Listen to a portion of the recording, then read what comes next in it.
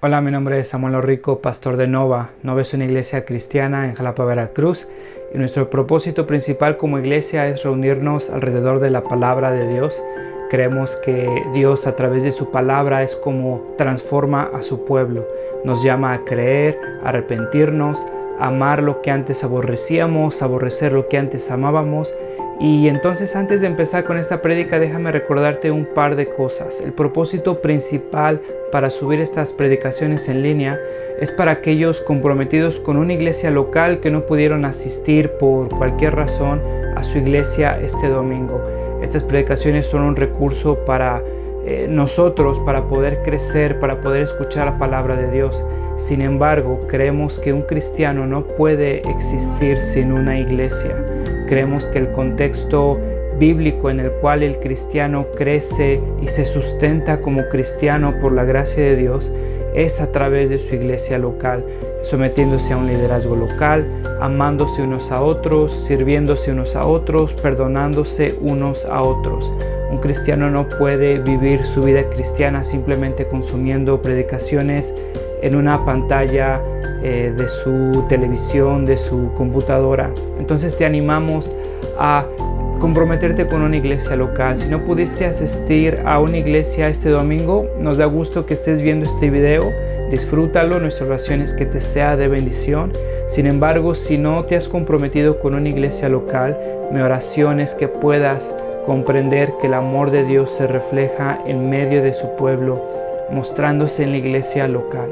Nuestra oración es que Dios siga transformando nuestro país, que el Evangelio siga siendo proclamado, que la sana doctrina siga expandiéndose en nuestras iglesias y cada vez más cristianos podamos adorar a ese Dios soberano que nos ha mostrado su gracia a través de Cristo a pesar de lo que somos.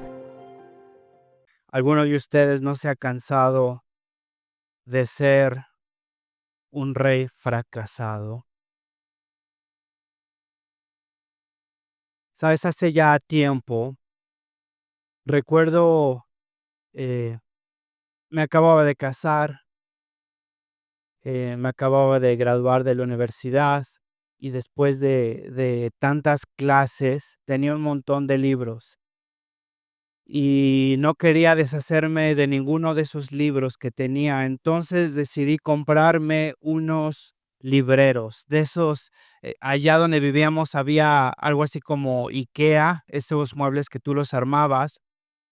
Y recuerdo que compré 2, me gustaron y yo estaba convencido que iban a servir para cargar todos los libros que tenía. Todo un cuarto estaba lleno de libros amontonados. Estábamos en la misión de organizar ese cuarto, de hacerlo un estudio, entonces conseguí 2 libreros y la misión era simple. Aquí están las instrucciones, no lo arruines. Y mi esposa, teníamos muy poco de casados, pero creo que ya me conocía muy bien, así que me pidió que leyera las instrucciones cuidadosamente.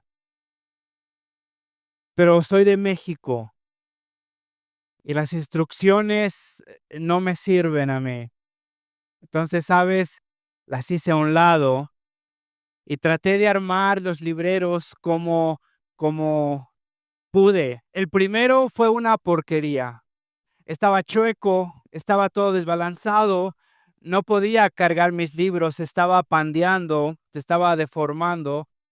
El segundo, me propuse a aprender de mis errores, así que seguí sin leer las instrucciones, pero recordé lo que creí yo había hecho mal. Intenté hacer el segundo y quedó igual de feo. Y sabes, a partir de ese entonces, teníamos que vivir con 2 libreros chuecos, con 2 libreros que cada vez, se veían peor. Se me había olvidado poner un soporte justo en medio del librero, y lo que pasaba era que los libros estaban pandeándose hacia el centro. Y, ¿sabes? En ese momento yo recuerdo en mi segundo librero deformado, sentí algo así como un cansancio conmigo mismo.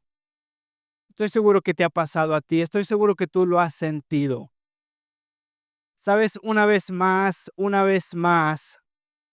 me había puesto yo como el que lo puede todo, el que yo puedo solo, y terminé en fracaso, con libreros rotos. Sabes, muchos de nosotros estamos tomando decisiones que van a resultar mal, que han resultado mal, y es el resultado de autonombrarnos nosotros como soberanos. Es el resultado de pensar que nosotros estamos en el control de nuestra situación, en el control de nuestra vida. Y sabes, si eres como yo, sé que te ha pasado, que estás ahí en esa situación, en tu segundo librero, viendo que va a fracasar, sabiendo que te habías prometido no volver a hacerlo, pero sabiendo que es inevitable.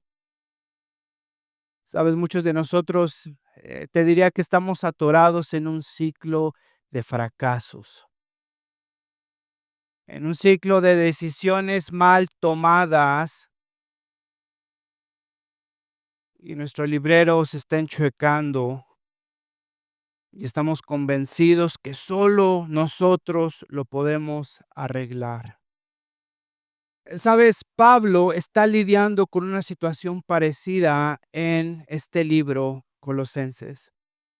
Hay oposición alrededor de esta iglesia, hay personas que están confundiendo a los colosenses, hay desorden teológico en la iglesia, alrededor de la iglesia, y este desorden, esta falta de claridad teológica de quién es Cristo para el cristiano, ha dado como resultado que los colosenses se sientan confundidos, se sientan amenazados, estén en riesgo de tomar malas decisiones, porque si conocen a un Dios que es erróneo, tomarán decisiones que son erróneas. Si tienen un fundamento para su vida que es débil, tomarán decisiones que son débiles.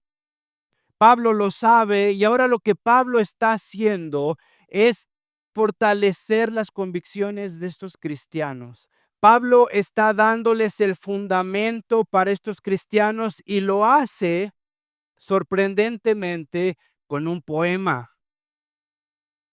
Estos versículos que vamos a leer, que acabamos de leer, que vamos a estudiar, son conocidos como un poema cristiano que Pablo le escribió a estos colosenses. ¿Sabes algo que me llama la atención a mí de esto, al entender cómo es que Pablo escribe un poema en medio de esta situación? Es ver el amor que tenía Pablo por Cristo, cómo sus emociones dan como resultado arte, y cómo esta arte es teológicamente fuerte. Esta arte exalta a Cristo, esta arte confronta las mentiras del mundo alrededor. Y sabes, mi oración esta semana mientras estaba estudiando estos versículos, espero que Dios en su misericordia levante cristianos eh, que puedan producir arte. ¿No sería padrísimo en esta ciudad? Cristianos que se levanten dando frutos por su amor a Cristo y que hagan arte que sea teológicamente fuerte, que sea teológicamente sólida y a la vez confronte las mentiras de este mundo, lo que este mundo define como belleza, lo que este mundo define como libertad. Pablo en este momento de conflicto les entrega un poema. Ahora este poema tiene bastante riqueza teológica, no me va a dar tiempo para desmenuzar cada detalle, no te preocupes, solo quiero resaltar algunos puntos y te quiero dejar esta idea. Quiero que pienses en esto esta semana. Cuando Cristo reina, redime. Cuando Cristo reina, sustenta. Cuando Cristo reina, sustenta su creación. Cuando Cristo reina, redime su creación. Ese es el punto que Pablo está diciendo en este poema. Por eso es que Pablo escribe este poema, porque quiere que los colosenses sepan que en medio de todo este caos, en la tentación de que ellos tomen sus propias decisiones y compliquen su vida, en la tentación de que descuiden o desconfíen del cuidado y de la redención de Dios, Pablo les entrega este poema y les va a hacer la idea clara. Cuando Cristo reina, sustenta su creación. Y cuando Cristo reina, redime su creación. Y fíjate cómo es que Pablo lo va a desglosar. Anteriormente estaba Pablo orando por los colosenses. No para que se sintieran mejor, sino para que den frutos, para que amen más a Dios, para que vivan mejor. Pablo los anima a dar gracias a Dios porque les ha dado una herencia, porque les ha redimido sus pecados, porque los ha trasladado de la luz, de las tinieblas a la luz. Ahora Pablo sigue agradeciendo a Dios y entonces en este agradecimiento no se puede contener y nos regala este poema. Ese es el contexto de este poema. Pablo está agradeciendo a Dios y de pronto su corazón revienta. Pablo está pensando en todo lo que Dios ha hecho por los colosenses, los ha redimido, los ha comprado, los ha trasladado, los ha fortalecido. Pablo los anima a vivir con agradecimiento y en estos versículos donde Pablo los anima a vivir con agradecimiento, Pablo agradece y lo agradece con un poema. Y quiero que veas este poema. eh, Habla de tres aspectos, está dividido en tres puntos. Cristo es creador, del versículo 15 al 17, Cristo es creador. En el versículo 20 vemos que Cristo es redentor. Y del versículo 18 al 19, Cristo es Señor de la iglesia. Fíjate estas tres estrofas de este poema. Cristo es creador, redentor y Señor. Creador, redentor y Señor. Y cuando Cristo reina, sustenta. Cuando Cristo reina, redime. Ve conmigo al primer punto. Cristo es creador, ahí en el versículo 15 al 17. Sabes, quiero que sepas esto esta semana, una de estas ideas, que Cristo no compite con absolutamente nadie. Cristo es rey de reyes, soberano sobre su creación. Y es soberano sobre su creación porque Él lo ha creado absolutamente todo. Y sabes, Cristo no está dispuesto a competir con absolutamente nadie. Cristo no está dispuesto a compartir su trono con ninguno de nosotros.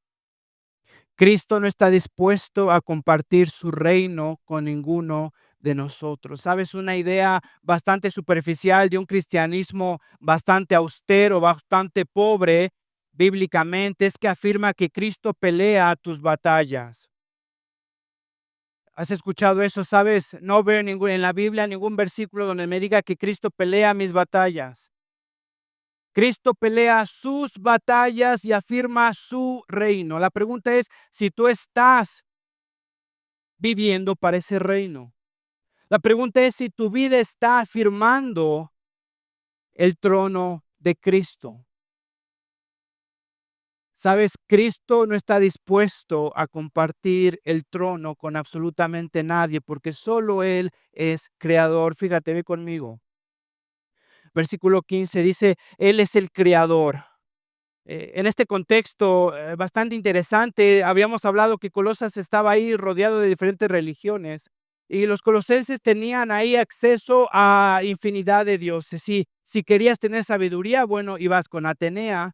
Si querías asegurar que tuvieras bastantes hijos sanos, bueno, vas con Dionisio. Si querías ahí que pudieras tener una buena familia, vas ahí con Zeus. Había diferentes ídolos para cada necesidad y era parte de la cultura de los colosenses. Era algo que estaba arraigado en los colosenses, era algo que nadie cuestionaba. Lo que Pablo hace con este poema es confronta esa idea. Tan arraigado estaba en la cultura de los colosenses que muchos de los colosenses no se daban cuenta que solamente hay un creador y solamente hay un recurso para nuestras vidas. ¿Sabes? Muchos colosenses cuando estaban en momentos de tensión, en momentos de ansiedad, tenían a Jesús como uno más y entonces iban a Dionisio, iban a Atenea, iban a Zeus, iban a estos diferentes dioses para que les resolvieran el problema y cuando ya todo estaba bien, entonces ya regresaban a Jesús. Y había bastantes cristianos confundidos o pseudocristianos que vivían de esta forma. Y era tan culturalmente aceptado que ninguno de ellos se preguntaba si Cristo es soberano, entonces, ¿qué hacemos buscando respuesta en otros estos dioses? ¿Sabes? Cuando mi esposa llegó a México, me acuerdo, llegamos a México y algo que le llamaba la atención era tal vez la canción del gas. ¿Has escuchado la canción del gas? O cuando toca la campana y sabes que es la basura y otro día y ahí la basura ya se está amontonando, ya no te dio tiempo, pero te avisan con la basura, ¿verdad? ¿Sabías que yo hace pocos años me acabo de enterar, hace como 2 3 años yo no sabía, pero están tocando la basura de la campana de la basura, y entonces están tocando, y después hay un momento donde tocan así más rápido, es ahí donde debes de dejarla. Guau, impresionante. Bueno, yo no sabía eso. Ahora, fíjate, esa es parte de la cultura mexicana, ¿no es cierto? Me acuerdo cuando mi esposa llegó a México, todo eso la confundía, y hasta ese momento yo me di cuenta, bueno, sí es cierto, yo he vivido tantos años aquí que lo veo ya como normal, es parte de lo que soy, pero es algo extraño, es algo bastante extraño. El carrito de los camotes con el silbato también era algo que era así como la sacaba de onda, ¿qué es esto? Nos están atacando, eh, ¿quieres un camote? No, no quiero un camote. Pero es algo bastante extraño, ¿no te parece? ¿Sabes? Hay cosas que no cuestionamos de nuestra cultura, porque ya son parte de lo que somos. Ya hemos vivido tantos años aquí, ¿no es cierto? Partes, cosas que son, incluso te diría, en contra de lo que la Biblia dice. Pero cristianos no se han cuestionado porque han vivido tanto tiempo y entonces viven como parte de la cultura y no se dan cuenta de eso. Algo parecido era lo que estaban viviendo los colosenses. Era una idolatría, era una libertad para ir a adorar a cualquier dios en el momento que tú eh, necesitabas. ¿Sabes? Algo parecido es hoy en día cuando el cristiano recurre a diferentes cosas en medio de situaciones de estrés o de desconsuelo. Y ese cristiano, te diría, no tiene un fundamento sólido de quién es Cristo. Solo Él es creador. Solo Él tiene la prerrogativa de sentarse en el trono. Y es lo que Pablo les está diciendo a todos ellos. Sabes, muchos de nosotros estamos dispuestos a adorar en el altar del éxito. Estamos dispuestos a sacrificar cosas que no deberían de sacrificarse. Estamos dispuestos a adorar en el altar de la aprobación, en el altar de la autonomía, en el altar de la liberación emocional, de la liberación sexual. ¿Sabes? Somos parte de una cultura. Y lo que Pablo está diciendo es que solo Cristo es soberano y solo Él es digno de nuestra adoración. Ve conmigo al versículo 15. Fíjate, dice que Él es el primogénito. Él es el primogénito sobre toda la creación. Estás ahí un sábado en la mañana, no te has bañado, seguro. De pronto tocan en tu casa y quieren hablar de la Biblia. Ahí un par de mujeres, un par de hombres quieren hablar contigo. Tienes miedo que te confundan y termines con ellos. Ajá, porque chance y saben más versículos que tú pero por si las dudas viendo sus revistas, espero que no, pero por si las dudas no les abres, ¿va? Te haces el oxiso. Ahora, fíjate, si puedes hablar con uno de ellos, te van a decir, bueno, les dices, soy cristiano, te van a decir, bueno, yo también soy cristiano.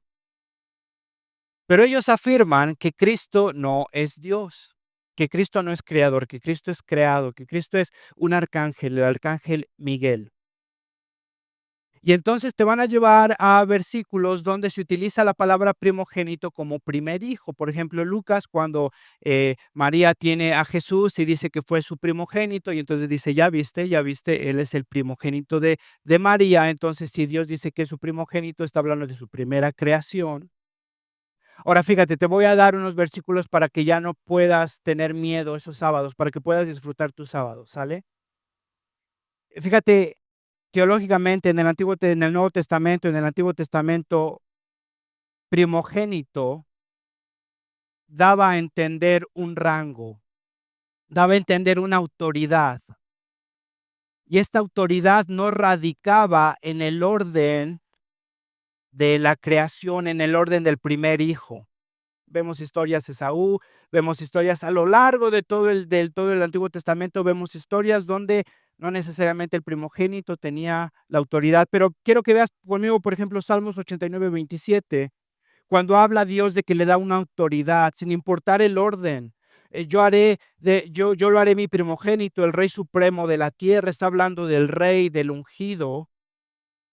No está hablando de que si es primero no fue el primer israelita, no fue el primer judío, no fue el primer hermano entre todos. Está hablando de un estatus que le da una autoridad. Es el primogénito. En Éxodo 4:22, entonces tú le dirás al faraón que esto dice el Señor: Israel es mi primogénito. Israel no fue la primera creación, la primera nación. Israel no fue el primer pueblo. Había tantos pueblos antes que Israel. Fíjate cómo se utiliza la palabra primogénito. Es un rango, es una autoridad. Lo que está diciendo Pablo en este poema es que Cristo tiene la preeminencia sobre todo. No es que fue el primer creado, es que Cristo tiene la autoridad sobre todo. Y tiene esa autoridad porque es el primero en toda la creación. Y porque es el creador, versículo 16, por medio de él se crearon todas las cosas. No está hablando de un material que por medio de él lo utilizó Dios para crear como una chispa, para crear todo. Está hablando de que él fue quien creó todas las cosas. Está hablando que Cristo es el creador de absolutamente todo. Esta es una cristología alta. En otras palabras, se está afirmando la deidad de Cristo. Cristo es el creador de absolutamente todo. Cristo no puede ser el creado. No es que Dios creó primero a Cristo y después a través de Cristo creó absolutamente todo. Eso no es lo que está diciendo Pablo. Pablo está diciendo que Él tiene la autoridad sobre todo porque Cristo ha creado absolutamente todo. Fíjate la totalidad de su creación, visible e invisible. La totalidad de esa autoridad, sean tronos, poderes, principados o autoridades, creador de absolutamente todo, de lo visible, lo invisible, de todo tipo de autoridad. ¿Has visto a un cristiano supersticioso? ¿Has visto a un cristiano miedoso? No conoce a Cristo como totalmente soberano sobre totalmente todo. Sabes, hay cristianos que afirman que Cristo es soberano y que ante Él toda rodilla se ha de doblar, pero no sé por qué el día de Todos Santos sienten que se van a morir. No sé por qué. O son cristianos que son supersticiosos, que viven con prácticas, te diría, prehispánicas o con prácticas ahí, frotando cuarzos o con lo que sea, porque piensan entonces chance y Cristo no es tan poderoso, chance y si, no sé, me voy a hacer una limpia, chance, chin, regué la sal, voy a tener que hacer eso, chin, voy a asegurarme que Dios bendiga esta decisión por medios que Dios jamás ha prescrito. Bueno, si crees que Cristo es soberano porque Él ha creado todo y su autoridad está totalmente sobre absolutamente toda autoridad, ¿no crees que al que le deberías de temer es a Cristo? ¿No crees que deberías de confiar en Él para absolutamente todo? Y es en este contexto que con los colosenses están viviendo de superstición, de pluralidad religiosa, donde Pablo le está diciendo, no, es Cristo, solamente Cristo, Él es soberano, es el primogénito de toda la creación, porque por medio de Él se ha creado absolutamente todo. Versículo 16, la segunda parte, todo ha sido creado por medio de Él, y fíjate, para Él. Él es el propósito de la creación, Él ha creado todo absolutamente para Él. Hace unas semanas uno de mis hijos llegó a la casa confundido, estaba ahí en una clase de biología. Y llegó confundido porque uno de sus maestros estaba hablando del universo y de los planetas y de la expansión del universo. Y entonces este maestro estaba hablando con los alumnos de la tontería que es creer que Dios creó absolutamente todo y que Dios creó absolutamente todo para nosotros. El maestro estaba hablando de que hay infinidad de constelaciones de galaxias que desconocemos, o sea, el mundo es tan, el universo es tan grande, tan expansivo, que el maestro estaba diciendo, bueno, ¿no les parece bastante ridículo, soberbio, el pensar que todo esto, todos los planetas, todas las galaxias son desperdiciadas? O sea, no hay nada, nada más solo hay un planeta, Tierra, con humanos insignificantes, ¿no? Que ni siquiera son capaces de ver absolutamente todo, todas esas galaxias. ¿No les parece bastante ridículo ese desperdicio de creación? Y mi hijo estaba confundido, llegó a la casa y me preguntó, bueno, pa, ¿tú qué piensas? Eh, ¿Crees entonces tal vez que eh, Dios desperdició o tal vez es un desperdicio de creación? Que entonces debe de haber, no sé, tal vez vida en otros planetas y tal vez nosotros estamos ahí todos enfocados en la Tierra y estamos ahí nada más pensando que somos los únicos dignos de disfrutar de toda la creación. ¿Sabes? Le preguntaba, le decía a mi hijo, mira, no hay evidencia concreta de que haya vida en otros planetas. Este maestro tiene más fe que muchos de los cristianos que conozco. Pero, ¿sabes? El punto no es, tu maestro sí que se equivoca, porque el punto no es que la creación es desperdiciada porque nosotros no la podemos ver. El punto no es que Dios ha creado absolutamente todo para nosotros. Qué ridículo. El punto no es que los cielos son creados para que nosotros los podamos disfrutar. Esa es una idea bastante centrada en el hombre. ¿Sabes para qué se creó absolutamente todo? Para Él, para su gloria. Ve lo que dice, por ejemplo, el salmista. Los cielos cuentan la gloria de Dios y la expansión proclama la obra de sus manos. Y sabes, cuando yo veo una galaxia enorme, me habla de un creador que es enorme. Cuando yo veo el orden de la naturaleza, veo a un Dios que sustenta absolutamente todo. Fíjate lo que dice el salmista. Otra vez, Salmo 139. Te daré gracias porque asombrosa y maravillosamente he sido hecho. Maravillosas son tus obras y mi alma lo sabe muy bien. Sabes, ese maestro se equivocó porque la creación no es para mí. La creación es para Él. Fíjate lo que dice otra vez. Todo ha sido creado por medio de Él y para Él. Él es el creador, Él tiene la prerrogativa, Él tiene el derecho. A Él le corresponde absolutamente todo. Él crea absolutamente todo para Él. No solamente es creador, sino que también sustenta su creación. Versículo 17, por medio de Él forma un todo coherente, algo que tiene sentido. Él sustenta todo. Fíjate una cita de Agustín. Dios es el creador soberano y gobernador de todas las cosas, quien gobierna todas las cosas dulcemente. Me gustó mucho cómo describió esto. Quien gobierna todas las cosas dulcemente. ¿Sabes? Un ateo puede hablar de una naturaleza ciega, puede dudar si va a haber gravedad mañana. Yo puedo confiar en el cuidado constante y dulce de mi Dios. El que reina sustenta, el que reina restaura. ¿Sabes? Déjame hacerte una pregunta en este primer punto. Si Cristo es el creador y si Él es el que tiene el trono y para Él fueron creadas todas las cosas y Él creó absolutamente todo. Me pregunto si tú conoces a este Cristo como Señor. Me pregunto si está reinando en tu vida, en las decisiones de tu vida. Me pregunto si tú reconoces tu vida que no es para ti, que ha dado todo, que ha creado todo para Él. Y sabes, estoy convencido que esto es una de las cosas que a muchos de nosotros nos mueve a armar libreros chuecos, a tomar malas decisiones. ¿Sabes? Porque pensamos que lo que Dios nos ha dado es para nosotros. Pensamos que es nuestro tiempo, pensamos que es nuestro trabajo, pensamos que es nuestro cuerpo. Tomamos decisiones sin siquiera pausar por un tiempo y preguntarnos en verdad, si Dios en verdad es soberano, está rigiendo mi vida en este momento. Las decisiones que estoy a punto de tomar, los pasos que estoy a punto de dar, lo que estoy a punto de hacer, refleja la soberanía y el reinado de Dios sobre todo.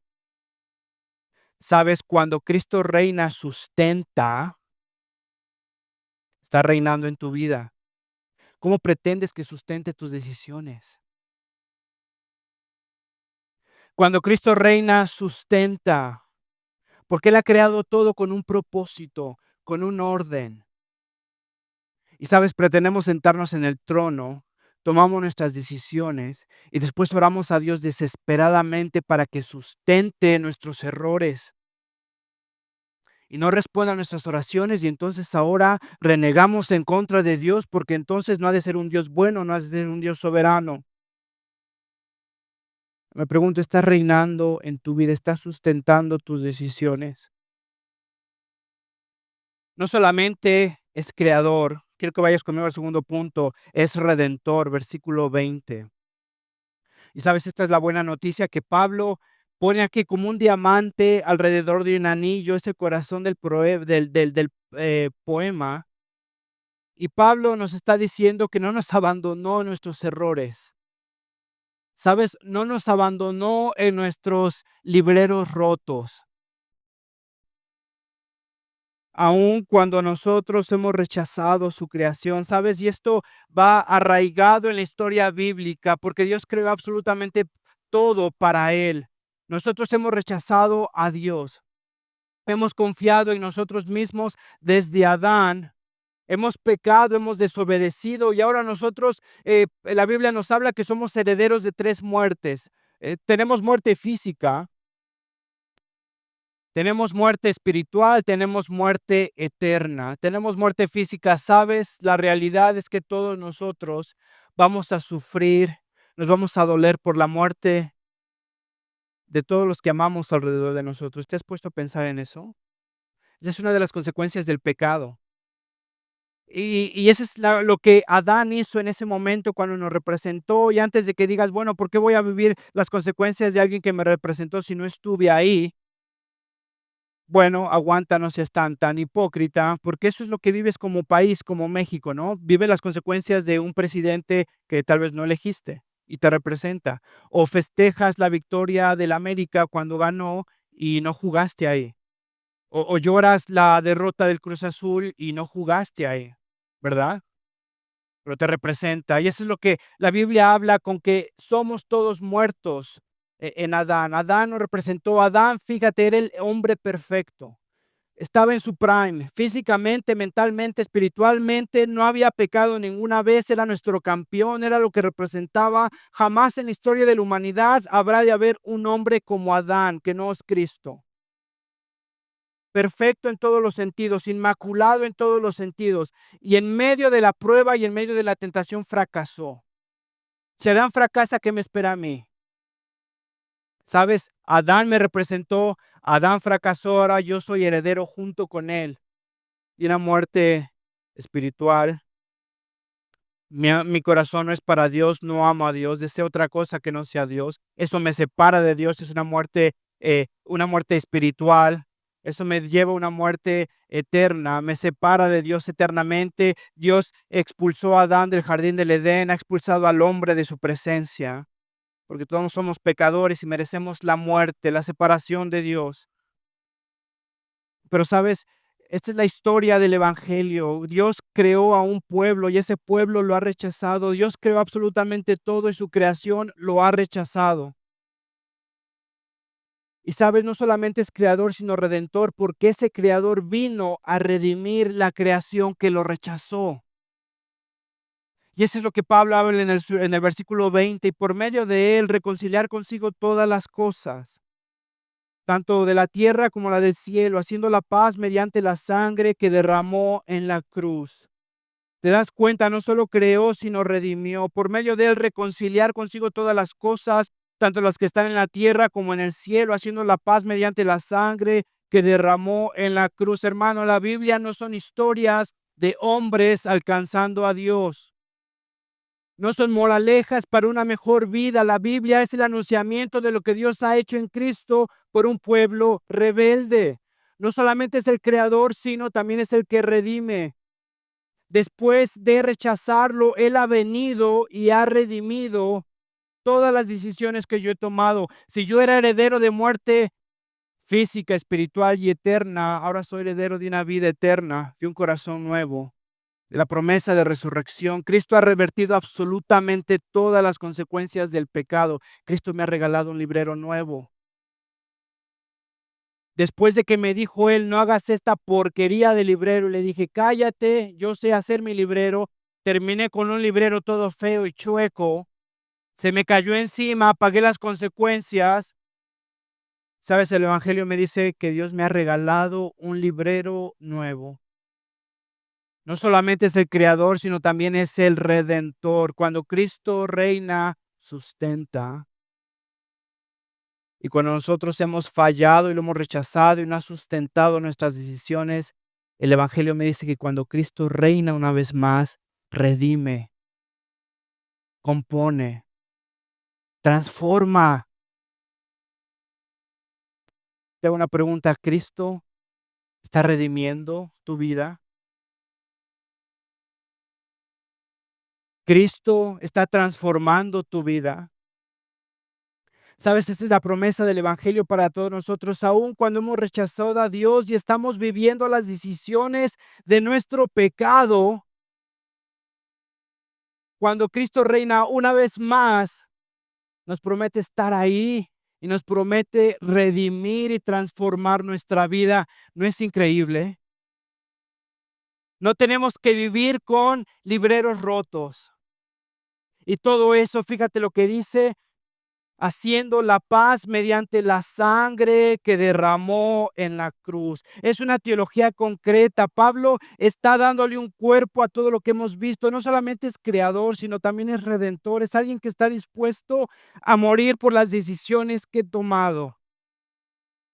Es alguien que está dispuesto a sufrir por las decisiones que yo he hecho. Nos habla de un Dios que sangró, que probó nuestro polvo, que vivió nuestros miedos, que murió nuestra muerte. No solamente crea, sino sustenta. No solamente sustenta, sino redime. Hermano, está sustentando tu vida. Está redimiendo tu vida. Está reinando. Está en el trono. ¿O sigues ahí? Al último punto. No solamente es creador, es redentor, sino también es Señor de la iglesia. Versículo 18 y 19. Una vez que crea a Dios toda su creación y su creación lo rechaza, es Dios quien redime a su creación. Y ahora Pablo lo que dice en estos versículos es que tiene doble derecho de reinar. No solamente porque crea toda su creación, sino porque una vez que ya la creó, la sustenta, y cuando su creación lo rechaza, es Dios quien la redime. Ahora Pablo lo que está diciendo es que tiene doble derecho de reinar. Y lo hace en su iglesia, su nueva creación, su nuevo pueblo. Él es también la cabeza del cuerpo que es la iglesia. Con la cabeza quiere decir que no solamente es el origen, sino es quien dirige a la iglesia. Él es la razón de la iglesia, Él es el mensaje de la iglesia, Él es el motivo de la iglesia, Él es la esperanza de la iglesia. Él es el principio, el primogénito de entre los muertos, a fin de que Él tenga en todo la primicia. A Él le corresponde absolutamente todo. Él es primero en todo. ¿Te das cuenta? Lo que Pablo está diciendo es que necesitamos tener a Cristo en el lugar correcto. Que Él es creador, que Él es sustentador, que Él es redentor. Muéstrame a un Salvador con una espalda más grande para cargar con nuestros pecados. Muéstrame a un Señor con manos más grandes para ser traspasada por todos nuestros pecados. Muéstrame un mensaje que tenga una esperanza más grande que la que Cristo ofrece. Muéstrame a alguien que tenga una sabiduría más grande que cualquier silogismo filosófico. Muéstrame una sangre más roja para cubrir todos nuestros pecados. Muéstrame una cruz más fuerte para cargar con toda nuestra condenación. Y ahí correría. Ahí me postraría. Lo has encontrado. ¿Has visto a alguien? Pablo te está diciendo que Él es el único, Él es creador, Él es sustentador y Él es redentor. Él es toda la sabiduría contenida en un mensaje. Él es toda la redención. No hay libación más grande que pueda librarte de tu vergüenza y de tu condenación más que la sangre de Cristo. Él es quien puede redimir tu vida, quien puede componer y transformar cada decisión que has tomado. Está reinando en tu vida. Cuando Cristo reina, sustenta. Cuando Cristo reina, redime. Él es también la cabeza del cuerpo, que Él es la iglesia. Ahora, ya estoy terminando. ¿Qué haces con todo esto? El martes en la mañana. ¿Qué haces con todo esto cuando estás frustrado porque tus hijos no te obedecen? Cuando estás frustrado porque no has encontrado un trabajo, porque estás frustrado porque tu matrimonio se está despedazando. ¿Qué haces con todo esto? Cuando Cristo reina, sustenta. Cuando Cristo reina, redime. Fíjate lo que dice un teólogo: no hay un solo centímetro cuadrado en todo el ámbito de nuestra existencia humana. No hay un solo centímetro cuadrado en todo el ámbito de nuestra existencia humana donde Cristo, soberano sobre todo, no grite: esto es mío. En toda la creación hay una voz constante: esto me pertenece. Yo lo creé, yo lo sustento, yo lo redimo. Absolutamente todo le pertenece a Él. Tus decisiones, tu corazón, tus sueños, tus finanzas, tus amados. Está reinando. Está reinando en tu vida. Él es sustentador. Hay veces, no sé si te pasa a ti, que hay veces que piensas que tal vez te abandonó, está enojado contigo, no te quiere responder. Sabes, este poema una vez más me recuerda que Él sustenta toda su creación. Charles Spurgeon, fíjate lo que dijo: no hay atributo de Dios más reconfortante para los hijos de Dios que la doctrina de la soberanía divina. Y todo encuentra su orden y todo tiene su sentido en Él, porque Él sustenta lo que ha creado. Cada decisión, cada error es para su gloria y para tu bien. Cuando Él reina, sustenta. Cuando Él reina, redime. Ahora, fíjate esta semana, antes de decidir algo esta semana, ¿por qué no te preguntas si Cristo es soberano, qué decisión lo honra a Él? Si Cristo es soberano, ¿qué decisión lo honra a Él? Antes de cargar con algo esta semana, antes de preocuparte por algo en esta semana, antes de entrar en crisis de ansiedad por algo esta semana, antes de afanarte de algo por esta semana, quiero que te preguntes si Cristo sustenta, ¿qué debo de soltar? ¿Qué debo de soltar esta semana? ¿Qué es lo que me está causando esto? ¿Por qué me siento tan estresado? ¿Por qué me siento tan frustrado?